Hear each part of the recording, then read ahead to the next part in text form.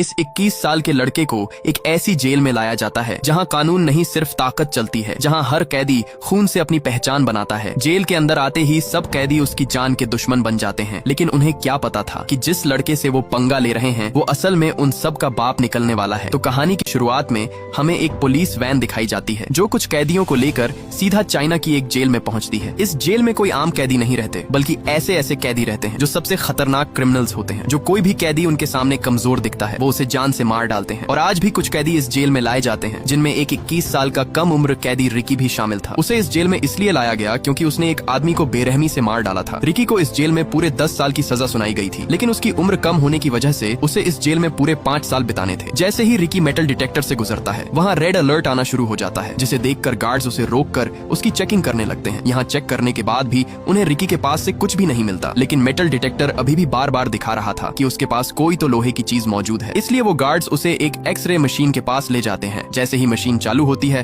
तो वहाँ उसके सीने पर एक नहीं बल्कि पूरी की पूरी 5 गोलियां फंसी हुई थी और इन्हीं गोलियों को मशीन डिटेक्ट कर रही थी। ये देखकर वहाँ मौजूद गार्ड्स एकदम से चौंक जाते हैं कि भला ऐसे कैसे हो सकता है कि एक आम इंसान के सीने के अंदर 5 गोलियां फंसी हों, लेकिन फिर भी वो बिल्कुल सही सलामत खड़ा हो। वो गार्ड उससे कहता है कि तुमने इन गोलियों को निकलवाया क्यों नहीं। आगे से रिकी उसे बताता है कि ये गोलियां मेरी बॉडी के लिए एक पावर है, इसलिए मैंने इन्हें नहीं निकाला। फिर हमें दिखाया जाता है कि यह जेल असल में 4 अलग अलग ब्लॉक्स में बटी हुई है और हर ब्लॉक पर एक खतरनाक कैदी का राज होता है। ये चारों अपने अपने हिस्से के बादशाह होते हैं, जो चाहे करते हैं, जिसे चाहे सजा देते हैं। हर सेल का लीडर अपने इलाके में किसी को सांस भी अपनी मर्जी से लेने नहीं देता और जेल का हर एक कोना डर, खून और जुल्म से भरा हुआ है। सुबह होते ही सब अपने कामों में लगे हुए थे। तभी वहाँ एक कैदी आता है जिसका नाम सैमुअल था, जो वेस्ट ब्लॉक का लीडर था। वह आते ही वहाँ एक बूढ़े कैदी विंग को पीटने लगता है, क्योंकि उसने उसका कहना नहीं माना था, इसलिए वह उसे वहाँ पीट डालता है। दरअसल ये आदमी अपनी पूरी जिंदगी इस जेल में बिता चुका था और उसे इस जेल से बाहर जाने की कोई भी उम्मीद नहीं नजर आ रही थी, क्योंकि उसे पता था कि वो इन जालिम और बेरहम कैदियों के बीच ज्यादा देर तक जिंदा नहीं बच पाएगा। इसलिए उसने जेल में ही एक छोटा सा खिलौना अपने बेटे के लिए बनाया